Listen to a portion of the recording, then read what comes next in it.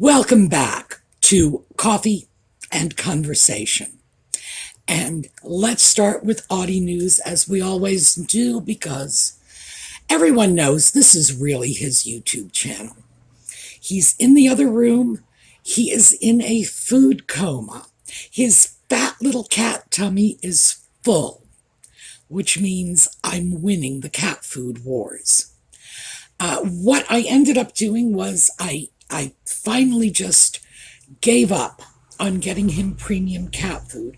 I went to the grocery store and I found Purina Fancy Feast. That is, for Purina, it's sort of the high-end brand, but in general, it's a grocery store cat food.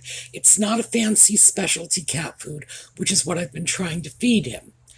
But it's definitely better than the Meow Mix, which was making him sick. And he seems to be enjoying it. He is holding it down. He's not throwing it up. So I consider this a major victory. I have won. I am declaring myself the victor. Audie, as I say, he's in a food coma, so he doesn't care that I'm going to sit here and mock his futile attempts to take over the house. Although he did.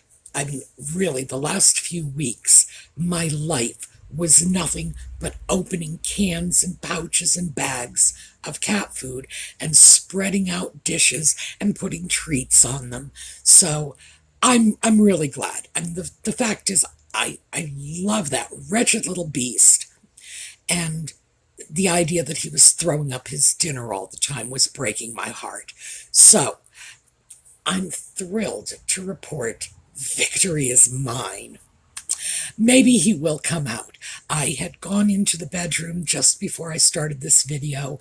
He actually rolled over, looked up at me, and then went back to sleep, but still, that's something. So he may be out to visit us before we're through. All right. When we come back, we are going to chat about something that came up in comments on the video that I did last weekend. So, we'll see you in a minute.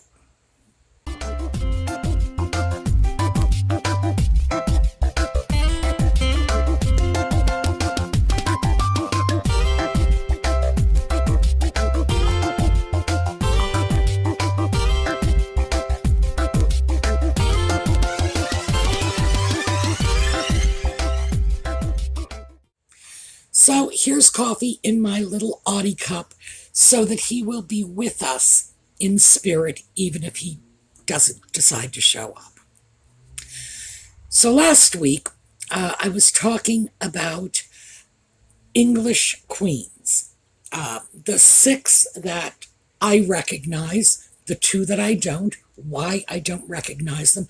Oh, and by the way, I'm not the only one who doesn't recognize Matilda or Lady Jane Grey. But nevertheless, when I was talking about, and I think it was when I was talking about Lady Jane, and I believe that was when I said the English people would not support her as queen. This was a thing. And someone in the comments had said that the English are not hung up on that whole divine right, that they don't have absolute monarchs. I dare say Henry VIII would disagree with that statement, but there was some truth in the comment. So I thought we would explore that. What is the British relationship with their monarch? And what does that say about all of us as people who came from that English-speaking culture? Because to some extent, we all have that, even if ethnically our ancestors came from another part of the world. If we are living in the United States, in Canada, in South Africa, Australia, New Zealand, Gibraltar, parts of the Caribbean, etc., we share that cultural legacy, even if we don't share the ethnic legacy. And to a large extent, we share the political and legal legacy. U.S. law was based largely on British law. We were a colony. We were a piece of Britain at one time. So, of course, the fingerprints are going to be on us. So, in order to look at this, I thought we would get into the Wayback Machine and take a look at who the British people are, where they came from, how they got to be the way they are, and why there's a difference between the British and the rest of Europe, and why we inherited those differences to varying degrees. In some cases, we got an overdose of some of these characteristics. All right, so we're going to start our tale in 55, sorry about that, 55 BCE. That was when Julius Caesar first sent troops into Britain. That was where Britain got its name. It was named by the Romans. So he sent an invasion force in, but they didn't stay. And it's because he didn't think Britain was worth the 3 legions it would have taken to hold it. Now, I think he was wrong. My personal opinion, Julius was wrong. I think he really didn't understand what he was up against, and it would have taken 5 legions to hold it. That's my considered opinion. Nevertheless, he did not think it was worth the expense of 300 troops, so I don't think he would have considered it worth the expense of 500. Mostly because even though the Roman legions at the time, the Roman army, was the greatest fighting force that was known in the Western world. And that doesn't necessarily mean they were the greatest fighting force on the planet. If you took the Roman legions and threw them against the armies of Imperial China, who knows who would have won? If you had thrown them against the armies of Imperial Japan, again, who knows who would have won? But in terms of the known world among Europeans at that time, that was the top of the line. They were well disciplined, and they had the advantage of known battle tactics. They had engaged in major conflicts, and the indigenous peoples in Britain had not. They were accustomed to only the most minor of skirmishes. So the Roman legions were pulled, but they came back, and they came back about 90 years later. And that's when I misspoke and said 44. 43, 44 CE, they came back. And this was under the reign of Claudius. And they stayed. So this is when we have Romano Britain. The initial invasion only served to make the rest of the civilized world aware of the fact that there was some island complex to the north. When the Roman legions went back under Claudius, as I said, they stayed. And there are things there today that Bath, for example, the Roman ruins are still extant. Hadrian's Wall, still extant. They stayed for about 350 years. They did not leave until Rome fell. This is in the early 5th century. What you had at that point was a number of indigenous groups and what is now known as the Romano-Britons. This was the Roman legions, the women from the local population that they married and had families with. And when they left, not all of them left. Some of them stayed. After 350 years, many of the people who had been there, because some of the legionnaires would have come, stayed for a period of time, their enlistment period, which was like 20 years, and gone back home. Others would have integrated into the local society, chosen to stay. Perfectly normal. This is the beginning. The fall of the Roman occupation of Britain is the beginning of the migration period. And this is when we get people coming in from the mainland, Germanic peoples. And these are the Angles, the Saxons, and the Jutes. Everybody always forgets about the Jutes. I'm not sure why. Especially since the Jutes largely settled the eastern part of England, which for a long time was one of the most important areas because England was in a relationship with continental Europe to the east. So this was the eastern border. They came in, and of course, they found the people who lived there, the indigenous peoples, the Picts, the Celts, the Scots, and I have to quickly say, the Scots were not from Scotland. The Scots were from Ireland. This is one of those weird British things that I simply cannot explain. The Picts were from Scotland. The Scots were from Ireland, and the Celts were mostly from Wales. Vaguely speaking, remember, they did not acknowledge those boundaries. These were people who lived in the land before anybody came in and said, oh, there's a country line here. It was a largely peaceful settling. For a long time, people thought this was a settling from war, that the Angles, the Saxons, the Jutes, they came in and they just took over by force of arms. There's no evidence to indicate that. When the Romans left, the population was very depressed at this point, and any number of things could be responsible for this.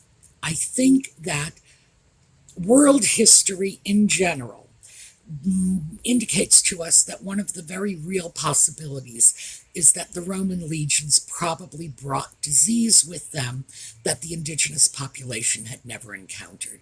That seems most likely, because, as I say, we see this time and time again.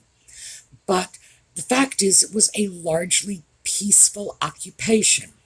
The people from Europe, of course, were being squeezed out. The Angles, the Saxons, and the Jutes, squished out of their own lands, moving over what was very likely a land bridge, although I don't think anyone can say this for sure. However, in the English Channel, I understand that even today, if the tide is just right, you can see rock outcroppings that indicate that there was a land bridge.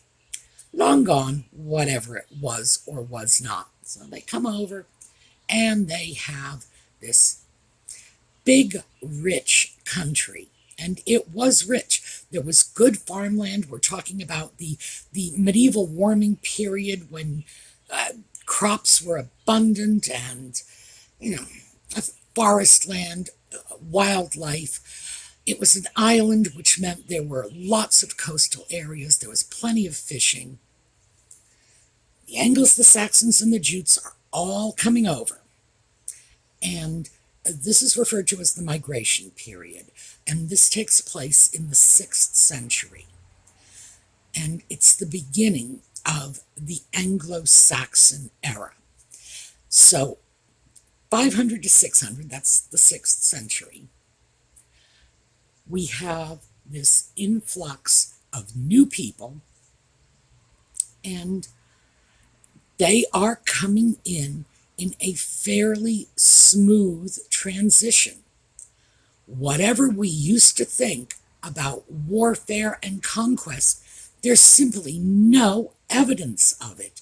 And you just cannot exterminate an entire island full of Picts and Scots and Celts and not leave some evidence. So, scholars are revising their notions about this. There's also, this is interesting, there is a new theory that coincidentally has been pioneered by a British scientist, saying that in the early 6th century, 536, that the volcano in Indonesia, Krakatoa, had a massive explosion and resulted in 2 to 3 years worth of nuclear winter. And it is extremely likely that if this disaster happened, and as I say, it looks like it did, I don't think the scientific community is united on this theory, but I've seen the evidence and I'm convinced.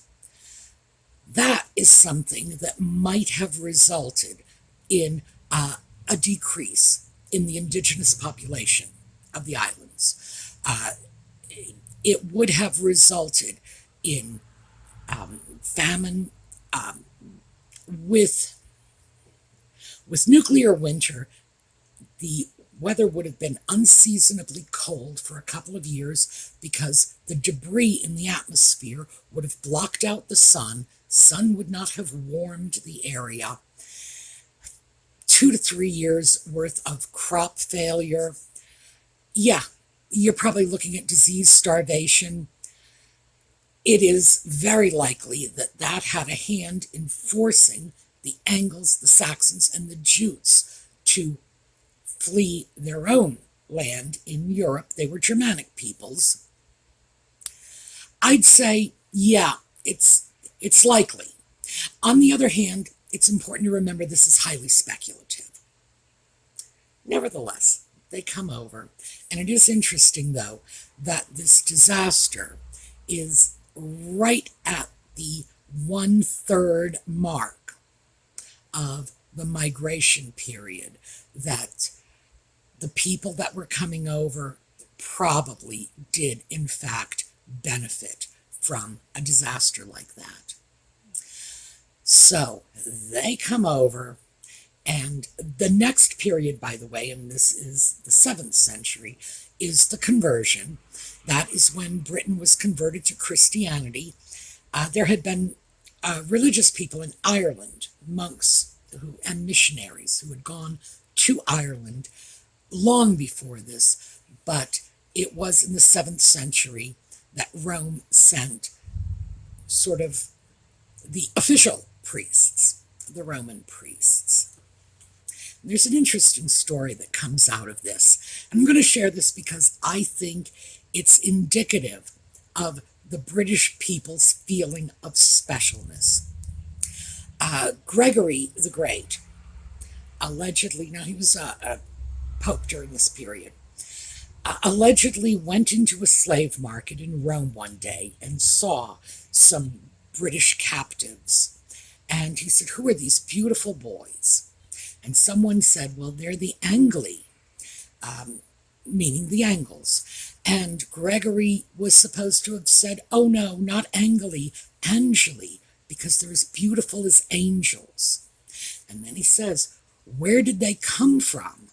And he was told they came from the land of Dyra, which is one of the old names for England. And he says, "Oh, that's so fitting, deira," which in Latin means out of wrath, out of anger. And they've come to Rome to be converted to Christianity. And then he asks, what is the name of their leader? And he's told that the king's name is Allah. And he says, "Alleluia." Now, of course, this is very unlikely to have been an actual event that took place. It's much more likely to have just been a fabricated story. but it is indicative of that feeling of specialness that the Anglo Saxon people had. They believed they were the chosen of God. And the reason they had this belief is after the migration, which again, as I say, was probably peaceful, and they settled in their new land. The conversion came along. They all became Christian to varying degrees. Next, they move into their golden age, and this is when scholarship took place. And unlike scholarship in the rest of the world, scholarship in England was in the native language, in the vulgar tongue, in what the language that people spoke. So when they were discussing ideas, when they were debating philosophy, they were debating it in English, not in Latin. And this is critical. Now, I personally believe, and this is where we get into personal opinion, not necessarily official historical viewpoint. I personally believe that that's where the separation of the English from the rest of Europe came in, because the people, not the kings, not the churchmen, not that tiny percentage of Latin-speaking elite, the way it was in the rest of Europe, not just those people had access to the ideas and the knowledge of the times. In England, that knowledge was being bandied about in the language that the pig farmer or the bricklayer could understand. I consider that to be the major shift. And I think to this day, that still impacts English speakers as a whole, no matter what part of the world we live in. We all think we're special. So, to relate that feeling of specialness to the issue I wanted to discuss, which is why the English believe they have the right to approve their monarch. When we're talking about the Anglo Saxon people, we're talking about a group of people. And remember, England was not united at this point. It was not. It was a number of different kingdoms. Things like male primogeniture was not an established norm. It was becoming an established norm throughout not just Europe, but basically the rest of the world, but not in England. So, a king dies, and what happens? The throne does not automatically go to his firstborn son. No. It's important to remember that Alfred the Great was something like his father's fifth son. And I don't know if we're going to have a chance to get into Alfred, but it did not follow necessarily that the throne went from father to son, or even from father to firstborn son. That's something that came into England with William the Conqueror, or William the Bastard, as he was known at the time, before he did any significant conquering. What would happen when someone died was the nobles, the thanes, the landholders, would get together and discuss the group of athelings that were left behind when the king died. The athelings were nobles, they were princelings. There isn't really a modern word for that other than princelings. These were the reasonably adult male relatives of the king. Didn't have to be his sons. Could have been brothers, could have been nephews. And the the important people, the wealthy men, they, well, there wasn't a lot of wealth at that point. I'm trying to figure out how to best describe this. The nobles, I guess, is the only way I can describe it. They would decide who got to be king next, and it was not always the king's son. Sometimes it would be the king's brother. Sometimes it would be the king's nephew. Sometimes it would be the king's cousin. Could even be the king's friend. And that's how they did it. So there was this sense of popular acclamation of the king, that the people in general would choose the king. Now, when they said the people in general, they did not mean the brick farmers and the bricklayers and the pig farmers. Pig layers and brick farmers. I almost got that backwards. Boy, we could have had fun with that one. Not the peasant class, but the upper classes. And there was not a great distinction between the two at the time. But they did get to choose. They had a say. And it was not considered a travesty if a king died childless. Hey, he probably had brothers, he probably had nephews, he probably had cousins. In general, women were not considered part of the equation, but they were not barred as transmitters of the bloodline. So the nephew in question could be the son of the king's sister. They were much more egalitarian than one might suspect.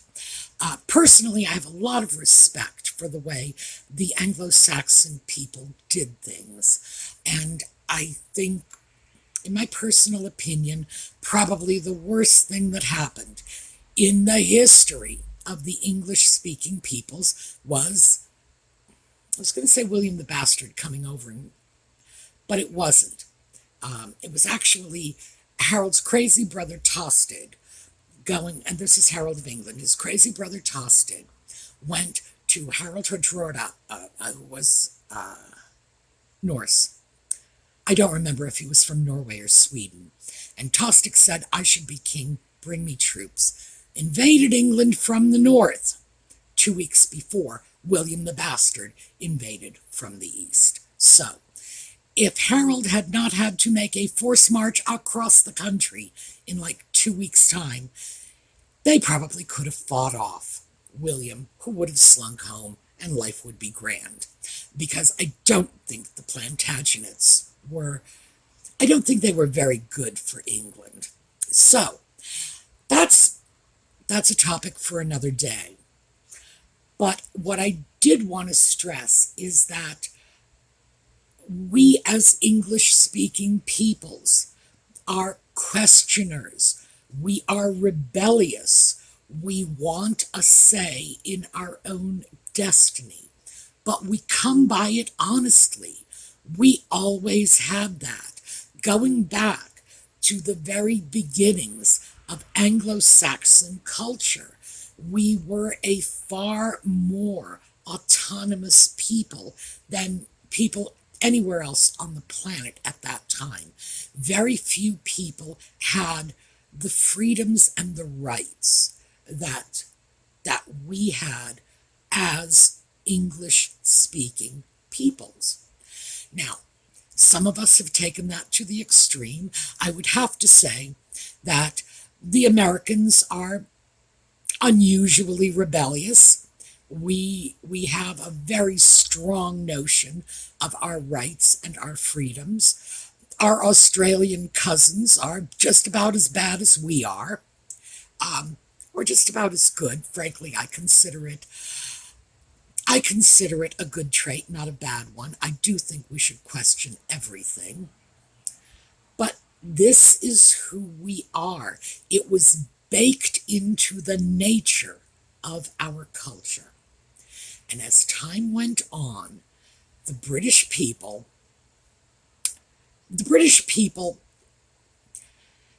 rebelled against their kings more times than anyone can count. I'm not even talking about the big stuff, like, the anarchy or the Wars of the Roses or the Glorious Revolution, not even the big stuff. It was very, very hard to find a century in English history that didn't have a number of so-called peasant revolts. And it's because, as English-speaking people, it's just, well, like I said, it's baked into us to say no. So, do the English people choose their monarchs? Not necessarily, not really, but they do retain that sort of inborn sense that they have the right to reject the monarch. They can say no. And in the modern era of constitutional monarchs that are figureheads, nobody's using that anymore. But right up until that point, oh yeah, all the time, it was just commonplace. So I would have to say that even though the monarchy descends according to its own regulations, if the people are unhappy with whoever is sitting on the throne, they can, will, and always had throughout history, always have retained the right to say hell no. So, hopefully that will have explained a bit of this. I know we got way off into Anglo Saxon history. I do love Anglo Saxon history, and what can I say? I get carried away when we go on to that subject, but I think it's important for us all to understand. I think it's important for us to understand as Australians, as Americans, as Canadians, as New Zealanders, as South Africans, as Caribbean islanders, that this is our history too. So when I talk about having this rebelliousness baked into the British, that's baked into all of us. It comes to us with our language. It really does. Because I believe it was our language that made it possible in the first place. The fact that we were allowed to learn and to moot ideas in our own native tongue, making concepts accessible to everyone at a time when this was a unique thing in the world. So, that's what I have to say about whether or not the English have to approve of their monarch. Do they have to? Well, the monarch might not think so, but the people certainly do. So, we will be back tomorrow. We'll have some more coffee and conversation. The cat has not come to visit us. Again, food coma, he is knocked out. So, we are going to go ahead without him. We will take a look at a slideshow, and hopefully he'll show up tomorrow. Meanwhile, have a terrific day.